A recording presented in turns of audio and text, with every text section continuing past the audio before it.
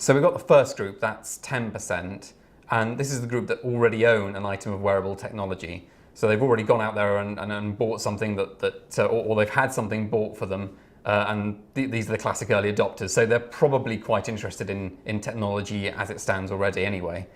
Then you get moved to the second group. It's about the same size, it's slightly bigger, it's 12%. And this is the group who are intending to buy an item of wearable technology in the next 2 years, but they expect it to play a vitally important role in their life.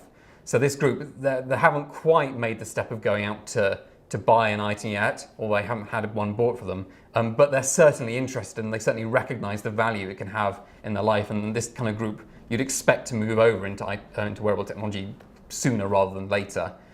Then you have the third group, which is a fifth of the sample, and they are also planning to buy an item of wearable technology in the next 2 years, but they're a bit less likely to feel that it's going to be vitally important to their life. It might still be important, but they're not necessarily quite as engaged as the second group, so they might be a little more slower to go out and buy something.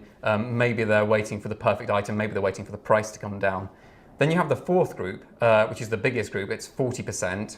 And this group, they're not planning to buy an item of wearable technology, but it's important to note that this group, they do own a smartphone and they do use it on a day-to-day basis. So it's not like they're not like anti-technology. So it does indicate that maybe this group, wearable technology, it's not imminently something that they'd like to own, but maybe in the future when it becomes a bit more developed, becomes a bit more user-friendly, maybe that's something that they'll move into as the uses grow.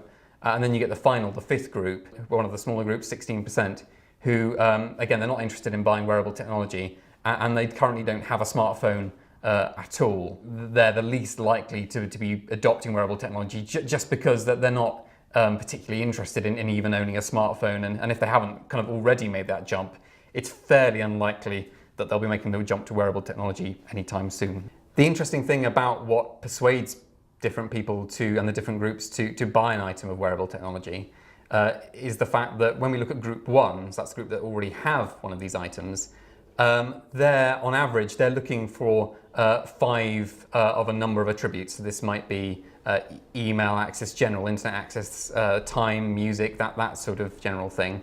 Whereas then you move to group two, so this is the group who are interested in buying this sort of technology but don't have it yet.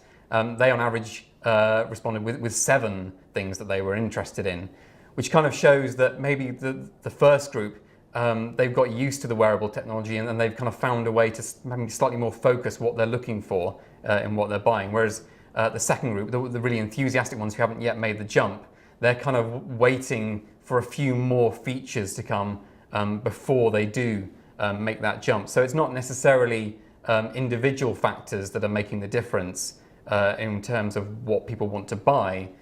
It's more about the number of features and the ability to potentially maybe replace the smartphone that these people already own. But it's important to note that there was quite an even split of respondents who, when asked what the most important element of buying an item of wearable technology, some were very interested in having an item that could do a range of functions. So could do a number of things that maybe could replace their smartphone, but about the same number said the most important thing was that the item could just do one practical thing extremely well. So there is a bit of a split in terms of exactly how people expect their item of wearable technology to function.